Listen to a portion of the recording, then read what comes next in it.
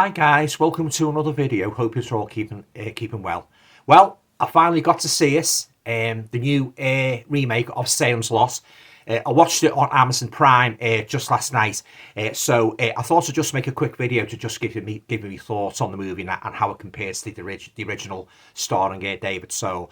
Okay then guys, so here we go. Obviously I haven't got the Blu-ray at hand, so I'm just going to talk, I can't read you the synopsis. I'm just going to give you what I thought of the movie as a whole and that, so okay then guys, so here we go, yeah. Okay, so yeah, so this is a remake of the original 1979 Salem's Lot, based on the novel, of course, by Stephen King. Now, this new take on the story was directed by Gary Doberman, and it stars Lewis Pullman and Mackenzie Lee. Okay, then, guys. So basically, yeah, it's basically the same story really, with a couple of variations. Yeah. So yeah, you've got the writer Ben Mears returning to the returning to the town of Salem's Lot, and that he's an author and that And so basically, yeah, it's basically, I say, basically the same kind of story, but they did take a couple of liberties with the story, which I didn't like. I have to be honest. Yeah. Okay. So what did I think of it then? I did not think it was as good as the original 1979 David Soul, which I think is unbeatable. That is the #1 Salem's Lot movie for me, and I know most other fans prefer that one. I thought I'd give this one a try to see how it compared, and I wasn't going in with any degree of excitement, guys, because it's had a lot of delays and that. I've heard quite a few stories about it being crap and that, but yeah, I didn't care for it, guys. I'm just going to discuss a couple of things about the movie now, what I didn't like. Firstly, it was quite dark. Some of the scenes you couldn't see what the bloody hell was going on. I didn't like the dirty brownish colour they had in that. Not as colourful as the David Soul one. And the Hammer films, of course, were beautiful when they made vampire movies. Beautiful Technicolor. The characters didn't stand out. I thought I didn't like the main protagonist who took Ben Mears off. I didn't think he was as good as David Soul. I didn't care. I didn't give two hoots what happened to the characters. That's how much the film, that's how much the film engrossed me very, very minimally. Yeah. I didn't like the makeup of the Barlow vampire. I thought it looked a bit weird. He was a bit like, he wasn't scary at all. His face was all like puffed out and that, and it looked to me like more like a bloody cheap Halloween mask than and compared to the real. The real Salem's Lot true vampire of the 1979. That was terrifying, yeah. A couple of scenes left out. The scene in the rocking chair where the gravedigger comes back and he's in the chair rocking and that, and he talks in a very weird voice and that, yeah, that was left out. The scene where they're investigating Barlow's lair and the doctor. I can't remember now if this was in the David Soul movie because it's a while since I watched it. The doctor, as he's going up the stairs, he treads on a very, very loose part of it, and he goes right down to the cellar. And as he falls down to the cellar, he gets impaled on these stakes. And I know this wasn't in it. All rats go on his body and eat him, and that's in the book. That was one of the most horrific scenes in the book. But yeah, guys, I didn't think it was as good. I thought it was quite dull, actually, in parts, It did have its moments. I liked the part where all the vampires were all on the rooftops and that, but very, very few moments that really, thought, I'd be my jaw dropping. I said the story took too many liberties with the original story, I said the colour was crap. And I thought the scene in, the big climax at the end, situated in the drive-in, was a bit corny. All right. I thought to myself, what the hell are all the vampires doing, sleeping in the boots of their cars? And then it was explained that it was they were using them as makeshift coffins and that. I don't know who writes these scripts. They were using the cardboard as makeshift coffins to hide from the sunlight. All right. So what about all the vampires that didn't have cars? Where did they go? Did they sleep under the stairs? Did they sleep in their granny's pantry? Where did they go?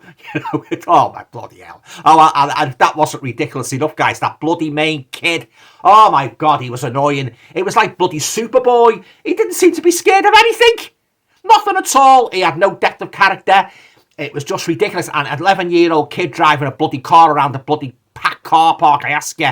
He must have took his driving lessons very, very early when he was barely out of bloody nappies. That's all I can say. Yeah, driving around like Stirling Moss, like the bloody car park. Oh, ridiculous. He wasn't scared of anything, that kid. You get anything like that, guys, in a horror movie where they're not scared. It has a very, very detrimental effect on the movie. You start saying, oh, here we go. Rolling your eyes, Superboy, Superman, not scared of anything. And that for me, I don't know about what you guys think, that for me completely makes the story go right downhill. And after that, I start to lose interest, I'm afraid. But I did last out for this one. As I say, I saw the car park scene, and I won't go on too much about it, guys, in case you haven't seen it. But yeah, he was annoying, that kid. He was scared of nothing, even when the vampire come tapping on his window and that, oh yeah, he wasn't a very good protagonist, guys. Neither was the guy who took Ben Mears off. He didn't stand out for me. Not like David Soul. He was really good, David Soul, in that 1979. And also, let's broach the subject of Straker, Barlow's assistants and that, setting the shop up on that. I didn't like him either.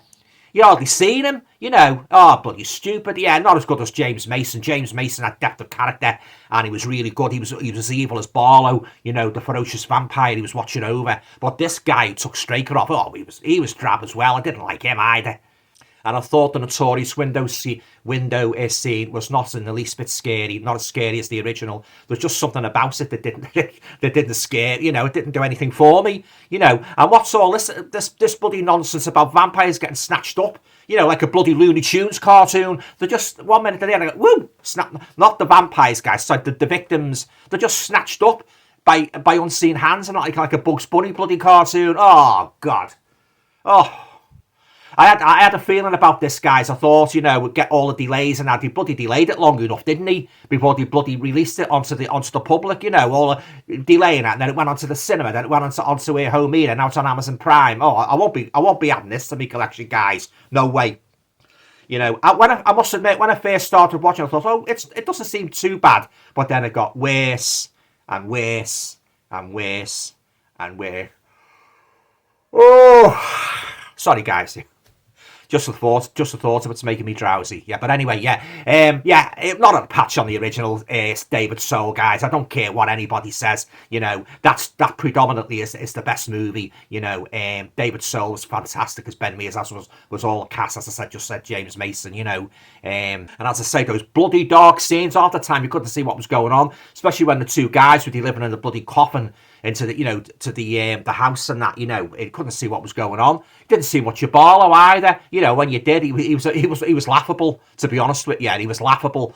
When you think of great vampires like Bela Lugosi and the guy who took him off in the David Soul one, and Christopher Lee, the king of all the screen vampires, and you compare tripe like this to them, there's no comparison, guys. Let me tell you, I would definitely won't be revisiting this pile of garbage. And what was with that bloody ridiculous scene in the hospital where they all go to the hospital and the mother's lying there on the slab and that, and when she rises up with the sheets over, they're all scrambling frantically. Oh, we have to make a crucifix. Oh, is that crucifix? Get that crucifix. Oh, we use this, we use that. And what do? They get like two bloody lolly ice sticks and that, and try to stick. Oh my God, guys, this is going from worse to worse. They tried to get two bloody I think they use them for the tongue in the hospital to sort of like keep the tongue straight. These two I call them lolly ice sticks. That's what they seem to bloody be. Might have got them round the corner from the news agents, cheap. Yeah, but as I say, if you were going to a place where you suspected there might be trouble on a vampire, you would go well armed. Think of Peter Cushing, Van Helsing. Did he ever once go into a vampire abode unarmed? No, he didn't. He had his bag with him. He had his crucifix. He had his holy water. These had bloody nothing. Just scrambling around for bloody, and he tried to stick it together. And I thought that was bloody corny, guys, where the cross was intermittently glowing. Then it went dull. Then it went, oh yeah. No, not for me. This, guys, I didn't like it. I have my suspicion, guys, I wouldn't like it, and I didn't like it. One watch only, I'm afraid. This new take on Salem's Lot sucked, pardon the pun, sucked all the thrills and chills that the original had in such pleasing abundance. As far as I'm concerned, I will never watch this rubbish again. Oh, and that bloody song by Gordon Lightfoot, Sundown. Oh my God. You compare that to the original thumping music of the David Soul classic. A big difference, guys. A big difference. Think of all the dramatic scores where all the Dracula Hammer films had. Really, the evoked images of Dracula, lurking within and that, But this, it wasn't scary, guys. It did nothing for me. I've got to be honest and say. I know some people do like it. That's fine. Everybody to their own taste, but it wasn't for me, guys. I thought it was corny. It was drab. It wasn't exciting. And you could tell big chunks of it had been cut out. The vampires wearing skin and the stupid bloody decisions they made. You know, staying in a house where there's a bloody fella just been turned into a vampire, and a fella, you know, the gravedigger comes into the bar and he's sitting in the corner and looks all weird and that. And what does the fella do? He invites him back to his house. Oh my God. You know, oh, what, you know, bloody somebody's there, like in the corner, like looking at, it wasn't the full shilling and that, and even not human. What would you invite him back to your house? I don't think so. And the bloody, that annoying kid, he didn't seem to be scared of anything. I say he was like bloody Superboy. You know, I'm not scared of anything. Oh, vampires, yeah. And he kills bloody, I'm sorry, spoiler alert. He kills Barlow, and he just, it's like routine to him. You know, there was no emotion, guys. It was completely devoid of emotion, completely devoid of thrills and chills. And I think I'll be watching David Soul tonight to remind me of just how great that movie was. Yeah, I'm going to watch, if I don't watch him tonight, I'll watch him tomorrow, just to remind me how great that movie was. And as far as I'm concerned, nothing can touch that one. That's the best adaptation of Stephen King's, my #1 favourite Stephen King novel, by the way, Salem's Lot. So that's what I think about it anyway. To conclude, this new remake of Salem's Lot was an extremely dull, lackluster, uninteresting, unentertaining mess. And it did nothing for me. Half the time, it seemed as if I wasn't watching a Salem's Lot movie. You know, I didn't even like the girl in it who took Susan Norton off. You know, I thought it was corny the way they handled her when she was turned into a vampire. You know, yeah, it had so many faults, guys. You know, I'm not going to go on any further. I think I've said enough now. You know, yeah, and you most probably gathered I did not like it. Yeah.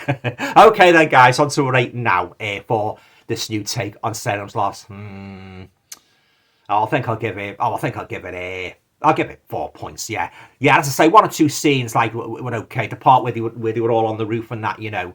And but apart from that, you know, I didn't care for it, guys. I don't think I'll be revisiting it. And I'm just bloody glad I had the opportunity to rent it before I paid out bloody $14.99 for a piece of rubbish. Yeah. So that's what I'm going to do now, guys. I'm going to you know, unless it's a film what I really do want in my collection, I'm going to watch them on Prime first, just play the $3.49, whatever it is, $4.99, and if I like it, only then will I add it to my collection. But I think I'm playing it safe now, don't you, doing that. But yeah, guys, it didn't have the atmosphere of the original one. So many great scenes in the original one, you know, the David Soul, and David Soul was really good. He was really fleshed out as the author returning to the town.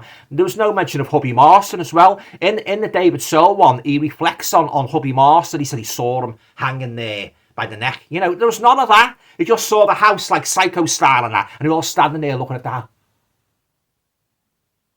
Let's go in. Let's go and kick some ass. Let's go and kill some vamp. Oh, it's bloody awful, guys. It really...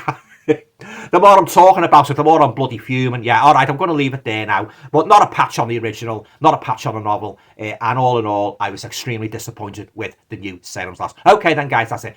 I know some YouTubers do like it, some YouTubers hate it. And believe me, I've heard some pretty strong words. Some quite explicit words actually about people who don't like it. Yeah, but I'm not going to go that far because I don't swear on this channel. Oh yeah, while we're on the subject of swearing, there was swearing put in this as well. There was none, as far as I can recall, was a TV movie. There was no swearing in the original. There was no need for it and that, you know. Why do these modern horror producers seem to want to pepper their movies with swear words? It doesn't add anything to the story. All right, if they hate themselves, yeah. That's fine. But why use it in ordinary conversation? I don't understand. Yeah. Okay then, guys, that's it. Yeah. So that concludes my review of the new Salem's Lot. So if any of you guys have seen it, did you like it? Did you love it? Leave your thoughts down below. Let's get a discussion going of the new Salem's Lot. Okay then, guys, that's it. Enjoy the rest of your weekend. Bye.